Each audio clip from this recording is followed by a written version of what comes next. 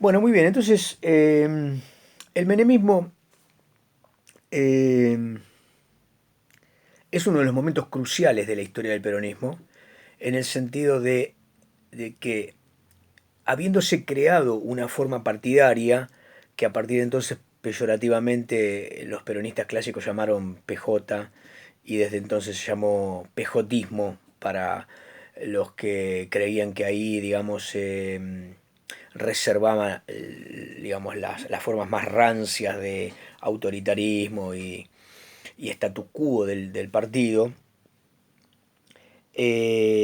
Habiéndose creado esto, Menem eh,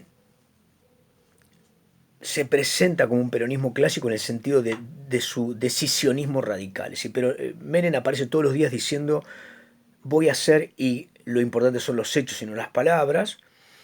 Y aunque había prometido salariazo, revolución productiva y una cantidad de elementos de cambio económico que era imposible en el contexto de lo que había recibido Alfonsín y de lo que había, eh, digamos, entregado Alfonsín, que era un país en llamas, con la hiperinflación, con un golpe económico, con, eh, digamos, una deuda impagable, es decir, una situación de crisis en la inversión pública, momentos muy difíciles para lo que era el comienzo de la democracia argentina, la de verdadera democracia, es decir, la democracia en donde se empezaron a otorgar todos los derechos y donde, digamos, el proceso que uno podría llamar elementos de la República Democrática estaban presentes, desde la electividad hasta la cesión de todo tipo de derechos de distinto orden y hasta la actualización de lo que podría llamarse la democracia como una forma de vida, en el sentido de los controles ciudadanos sobre los ejercicios de los organismos públicos y de los tres poderes. Bien, en ese contexto el menemismo representa para el peronismo, más allá de su definición como peronista, en el sentido decisorio, eh, en su voz de representación del interior frente a Buenos Aires, en reflotar todo el simbolismo necesario, la crisis que desencadena una segunda hiper en el propio periodo de Menem y que lo encontró, digamos, con su modelo de gestión, en el cual sus pactos previos habían sido entregarle a la principal cerealera del país, Bungibor, el Ministerio de Economía. Así que después de la entrega a uno de los gerentes de Bungibor, que lamentablemente vivió una semana, 10 días, no recuerdo bien, pero un periodo muy breve, tenemos un segundo ministro que es Rapanelli, digamos, Bungibor en el Ministerio de Economía. No obstante esto, tenemos un periodo hiperinflacionario en el verano, comienzo de los 90, después de la hiperinflación en el periodo de Alfonsín. O sea que la sociedad ya tenía un hastío, un cansancio, una fatiga de esta guerra civil económica. eh, y Menem toma una de las decisiones de transformar su gobierno radicalmente. Y el peronismo se convierte en neoliberalismo. Es decir, ese populismo rayano en los cánones provincianos, de sensibilidad, de pobrismo, de proyecto productivo, se transforma ahora en estamos en el camino de ir al primer mundo, de una alianza irrestricta con los Estados Unidos, al punto de enviar ayuda a naves al Golfo y, digamos, y recibir como correlato dos atentados terroristas en una guerra que la Argentina, en la que la Argentina nunca había estado implicada, más allá de tener una comunidad eh, este, sirio-libanesa importante, digamos, islámica, y tener una comunidad eh, israelí, judía, muy importante, la segunda después de la ciudad de Nueva York y de Estados Unidos. Digo, aún así, la historia argentina, Menem establece este hito.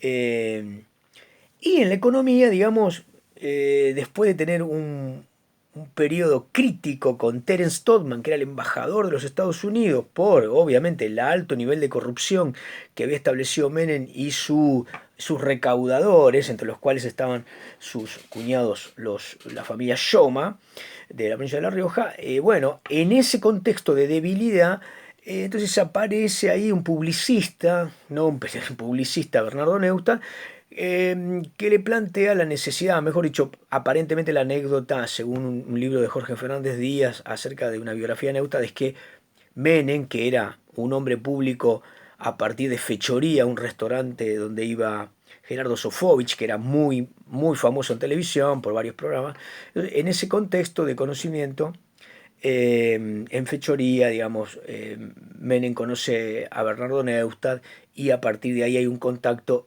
y Menem le solicita la vía para estrechar vínculos con la UCD, Unión del Centro Democrática, que encabezaba el capitán ingeniero Álvaro Sogaray, el representante más cabal del liberalismo económico en la Argentina. Bueno, estaban María Julia Sogaray, Adelina de Viola, Alba Monte y otros que eran conocidos en la política porque venían actuando en el sistema electoral, eran diputados desde el año 83 a esta parte. Era, digamos, dentro del contexto del bipartidismo de la democracia argentina, un bipartidismo muy fuerte, del 83 a los 90, a fines de los 90, ese bipartidismo era PJ-UCR, y habían nacido ahí, entre esos dos polos, un pequeño partido, digamos, que fue creciendo digamos, del centro a la izquierda, que era el partido intransigente, con Allende, eh, que era un compañero de Frondizi de la UCRI, del desarrollismo, con un discurso, digamos, nacional y popular un poco anquilosado, pero que convocaba, digamos, a todos aquellos que, digamos, creían que lo que había dejado Alfonsín tenía que ir a un proceso de mayor radicalización democrática. Ahí había mucho militante también por los derechos humanos, en fin. Y por la derecha, la Unión de Centro Democrática. Y digamos, eran los cuatro partidos, dos grandes partidos y dos más pequeños. Después había otras fuerzas que eran, en todo caso, despreciables en términos de guarismos electorales. Eh, Bien, la UCD ayuda a Menem a reconvertirse definitivamente al proyecto neoliberal del consenso de Washington. Entonces, el peronismo se convierte en neoliberalismo populista, porque sigue desde el tramado político convocando a las mayorías a hacer aquello que el peronismo nunca hubiese hecho y que el peronismo detestaba. Pero bueno, el peronismo en pleno, el Partido Justicialista empezó a establecer fundamentaciones justificativas de que la hora lo reclamaba, el momento del mundo lo reclamaba y que la Argentina en particular lo reclama. En ese contexto, Domingo Cavallo, un hombre de la Fundación Mediterránea que, digamos, que había estudiado en Chicago, lo que hace es pasar del Ministerio de Relaciones Exteriores al Ministerio de Economía y establece un sistema, un modelo, un plan de convertibilidad, una caja de conversión, que lo que hacía era anclar toda la política económica a una relación del peso con la moneda extranjera, con el dólar, que inhabilitaba toda política económica. Si nos quedamos sin política económica, pero el plan de reconversión del Estado, el plan de privatizaciones, de reforma del Estado, de cientos de miles de trabajadores del Estado a los que se le dio la opción de abandonar el Estado con indemnizaciones y demás, dio como resultado un cambio en donde la Argentina se desindustrializó, ya se venía desindustrializando, pero en este caso se desindustrializa, si ustedes quieren, en forma más o menos definitiva, porque permite capitales que vienen ahora a encabezar corporaciones que terminan haciendo grandes uniones que desactivan toda competencia ulterior. Y por otro lado, grandes inversiones que modernizan algo que la Argentina necesita, teléfonos, provisión de servicios eléctricos, de agua, etc. Bien, en ese contexto, la Argentina también privatiza el petróleo, YPF. Pero lo interesante es que Menem, en este contexto peronista, disuelve todos los problemas. Vamos a hablar por el más peronista de todos. Convoca a los sindicatos y en este contexto de fuerte repliegue de los trabajadores, de pérdida de masa de trabajadores dependientes, que, digamos, le hacía perder capital, no solo capital simbólico, capital real, digamos, afiliados a los entes, los convierte en socios. Así que los grandes burócratas sindicales, los gordos de la burocracia sindical, hacen fortunas personales a la vez que permiten no hacer la vista gorda con la tupacamarización, decía Berbisky, la descuartización, digamos, del Estado en un sentido lapidario. Por otro lado, el propio Mohamed Ali Zaineldin, que sigue reclamando por la cuestión de los cara pintada, es baleado sin compasión cerca de la Casa de Gobierno un día que George Bush visitaba a Menem. Es decir, en el 90 Menem termina con los cara pintadas, a los sindicatos los pone en caja, termina con la inflación alrededor del 91, hace un pacto con la iglesia. Todos los enemigos que habían batallado contra Alfonsín sin darle respiro, ahora eran neutralizados por la acción política de Menem, que había invertido el sentido del peronismo, en el cual, bien, al cabo de unos años, lo que ocurre es que el peronismo empieza a tener fracturas, hay un drenaje, aparece el famoso grupo de los ocho, que actúa en el Parlamento con mucha difusión de su antimenemismo, reclamando que hay otro peronismo. Este grupo de los ocho, que era de alguna manera un sector que había venido con Antonio Cafiero y la Renovación, pero que ahora hacía una denuncia pública y se fracturaba en el Congreso con mucha visibilidad. Entonces ahí aparecían D'Alessandro, recuerdo, pero fundamentalmente aparecía el Chacho Álvarez, que va a ser una figura creciente en la política argentina. Bien, ese peronismo que decía, el peronismo tiene que ser una socialdemocracia y no esto, el menemismo es neoliberalismo. Pero el PJ en pleno, cuando llegaban las elecciones, votaba por Menem y por sus candidatos y así Menem, igual que Perón en el 47, reformó la Constitución.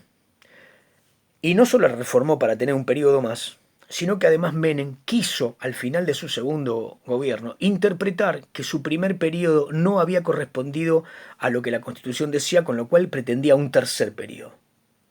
Esto dicho así ahora parece en parte un monólogo de Tato Bores, disculpen, ¿no? Pero fue así.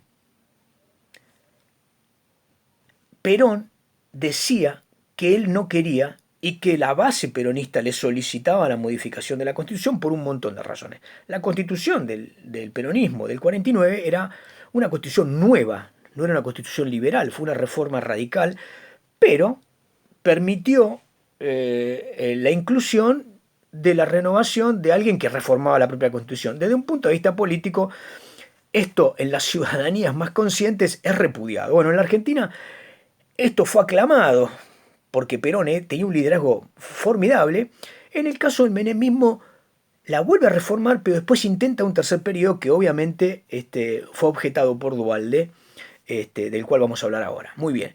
El peronismo entonces tiene este drenaje del grupo de los ocho y además su vicepresidente, Eduardo Duhalde, renuncia al poco tiempo y va como gobernador de la provincia de Buenos Aires y empieza a tramar un peronismo de cuño conservador, pero fuertemente asistencialista y fuertemente territorial, conocido como, digamos, el dualdismo. Así que ya menemismo y dualdismo empiezan a enfrentarse en algunas esferas porque Duhalde empieza a presentarse como un contradictor de Menem. Bien, el neoliberalismo de Menem también resuelve radicalmente de la peor manera otro de los temas.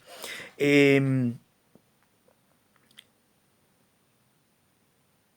es el siguiente, la política de derechos humanos, digamos,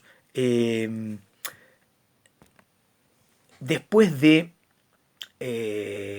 los juicios a las juntas con Alfonsín, había tenido, producto de la acción de los cara pintada, una recidiva y un repliegue que había dado como resultado dos leyes que fueron llamadas leyes de impunidad. La ley de punto final para que se terminaran las solicitudes de nuevas aperturas de juicio por torturadores, responsables y demás. Y finalmente la ley de obediencia debida, que no, no permitía la judicialización de causas de aquellos que habían revistado bajo las órdenes y que teniendo que haber reconocido esas órdenes sin poder discutirlas, no eran judiciables. Bien, esto tuvo una repulsa moral, así que bueno, el alfonsinismo pierde buena parte de su ángel en términos de los derechos humanos. Hay una gran militancia en contra de Alfonsín y sobre todo de la coordinadora, que son sus diputados jóvenes, que eran militantes de los derechos humanos y que aparecen votando esta obediencia debida. En fin, esta situación que había sido muy lacerante y muy definitiva para la política expansiva del alfonsinismo, que se presentaba como tercer movimiento nacional y popular, Menem la termina de la manera más categórica. Había prometido que él iba a indultar, que es una atribución del Ejecutivo en el caso de causas que tienen sentencia, los juicios porque entendía que había que pacificar el país. Pacificar el país en una situación de violación sistemática de los derechos humanos que todavía no reconocía el fondo de la verdad. Bien, eso se llevó a cabo. Y esto generó una ola de crecimiento en la militancia de los derechos humanos, que ella no tuvo madres, abuelas, sino que aparecieron hijos, porque aparecían los hijos de los desaparecidos recuperados con la acción de Abuelas de Plaza de Mayo.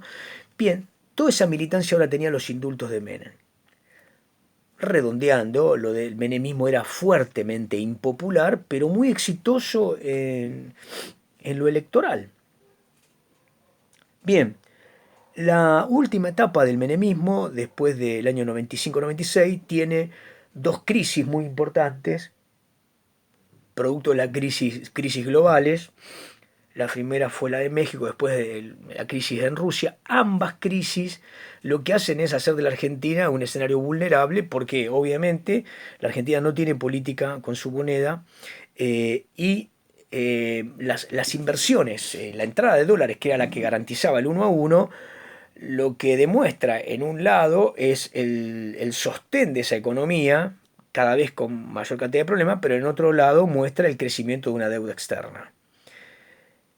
Aún habiendo hecho un plan Brady para entregar, el famoso plan, ¿no?, de entrega de capital social acumulado de las empresas de aquel estado de bienestar, aún así la Argentina acumula una deuda pavorosa y empieza a mostrar los resultados de la política de privatización y de desindustrialización. El retiro de YPF genera pueblos fantasmas, aparecen los jubilados cobrando realmente el equivalente a $100 o menos.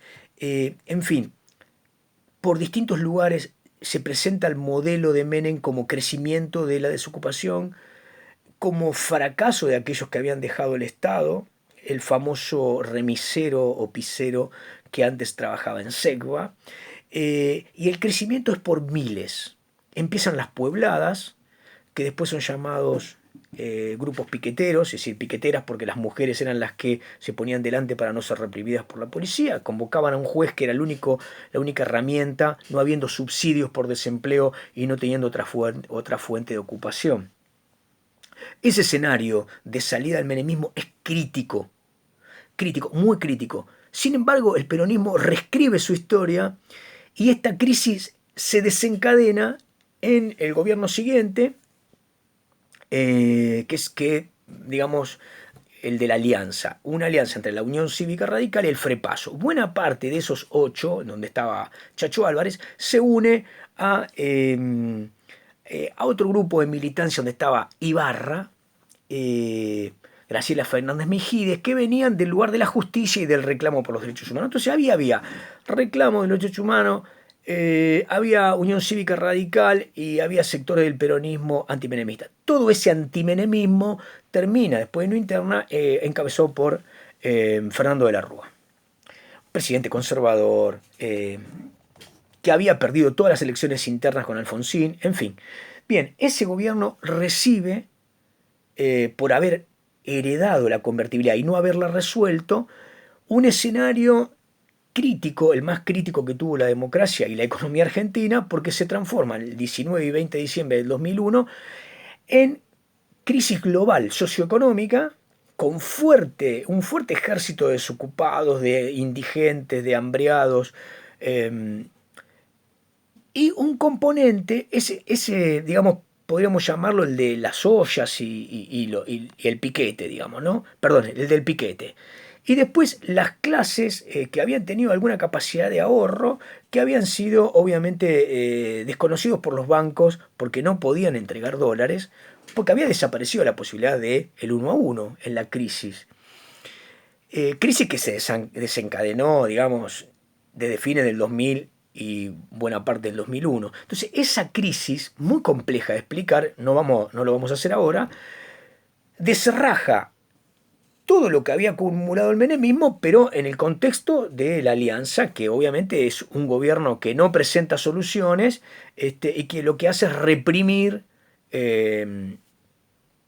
la reacción popular ante las medidas que son obviamente antipopulares como el estado de sitio. Bien, ahí es muy importante que retomemos la cuestión de qué pasaba con el PJ, ¿no? Digamos, desapareció Menem del escenario, ahí queda desapareció Menem, digamos, Menem envuelto en una cantidad de juicios, que los voy a evitar, pero juicios de corrupción, juicios por venderle armas en la guerra de Ecuador y Perú, en fin, una cantidad de desaguisados de corte diplomático, pero también de juicios que habían surgido al interior, lo tenían en una compulsa tribunalicia a don Carlos Saúl. En este contexto aparece Duhalde como uno de los gobernadores, el primus inter pares. Bien, el escenario de la convulsión posterior a diciembre de 2001 hace que aparezcan los gobernadores peronistas, que siempre son mayor cantidad que el de otros partidos.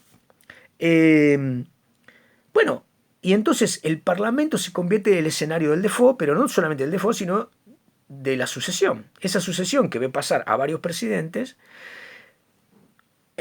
Adolfo Rodríguez Sá, que es el que decreta el default, pero finalmente, digamos, no le queda más posibilidad en enero del 2002 a Eduardo Duhalde de tomar la presidencia en forma provisoria, nombrado por la Asamblea Parlamentaria, y entonces el dualdismo llega al poder. En el contexto de crisis terminal que vive la Argentina, Duhalde, digamos, es exitoso para ordenar la salida de la convertibilidad con, obviamente, favoreciendo a grandes jugadores y estableciendo un marco de espera y pérdida para los pequeños ahorristas, pero a la vez genera un marco de recuperación con una salida asistencial según el peronismo clásico, es decir, subsidio de desempleo, planes de hogar, para madres y padres, no me acuerdo cómo era, cabezas de hogar, una cosa por el estilo, el famoso sistema de las manzaneras. Entonces, esa red que maneja su mujer, Chiche Duhalde, en la provincia de Buenos Aires, se lleva y se amplía al plano nacional, y esto tiene un marco de contención en una inversión del ciclo económico mundial que ahora pone a la Argentina a recuperar lo que había sido una caída brutal de su PBI y de su PBI per cápita. Tengan en cuenta que en el 2002 la Argentina tiene más de la mitad de la población pobre y que la indigencia llega al 20%. Entonces, ahí sí la Argentina empezó a hablar de quiénes comían y quiénes no comían. No estamos hablando del ascenso social, no estamos hablando del estado de bienestar, estamos hablando del empobrecimiento, la pauperización general. No estamos hablando de precarización laboral, estamos hablando de la desintegración de los puestos de trabajo por quiebras en cadena. Ese marco Duhalde lo deja más o menos estabilizado con Labaña, que es el ministro de Economía. Hay una gran salida, un rebote se le llama, con el crecimiento de la exportación de soja y las commodities, girasol, pero básicamente soja. Bueno, en ese contexto, el asesinato por parte de la policía de la provincia de Buenos Aires, Costequi y Santillán, genera que Duhalde aborte para sí el proyecto de ir como candidato a próximas elecciones. Hay que recordar que Duhalde había perdido las elecciones con De la Rúa en una guerra que Duhalde y Menem habían llevado a los extremos. Hagamos un parate por acá. Tenemos una parte del peronismo que sigue en los gremios y lo llamamos los gordos. Clásico, brujo bandorismo o bandorismo a secas, ortodoxia. Lorenzo Miguel. Ahí se van fogueando los que conocemos hoy. Es decir, ¿no? En el periodo Menem aparece Moyano, los camioneros luchando claramente y diferenciándose de los gremios de sanidad, de alimentos, digamos, de ESMATA, de UPCN. Es decir, aparece Moyano, pero con el clásico autoritarismo y verticalismo, matonerismo, digamos, eh, burocrático, ¿no? Tenemos esa ortodoxia sindical, tenemos ahora un sector del peronismo que fue y se convirtió en FREPASO, Frente País Solidario, que va a tener después de Chacho Álvarez, también tuvo durante un periodo, no lo nombré, al Pilo Bordón, que había sido gobernador de Mendoza, gran candidato y gran integrante de lo que había sido el peronismo renovador, Bordón y Álvarez. Y después tenemos al menemismo y tenemos ahora al dualdismo. En este contexto de crisis, el estallido, Duhalde ensaya ante su imposibilidad un testeo en un escenario inédito para la Argentina, donde la polarización del bipartidismo se había desintegrado y el PJ por un lado y la UCR por otro tenían 3 candidatos cada una.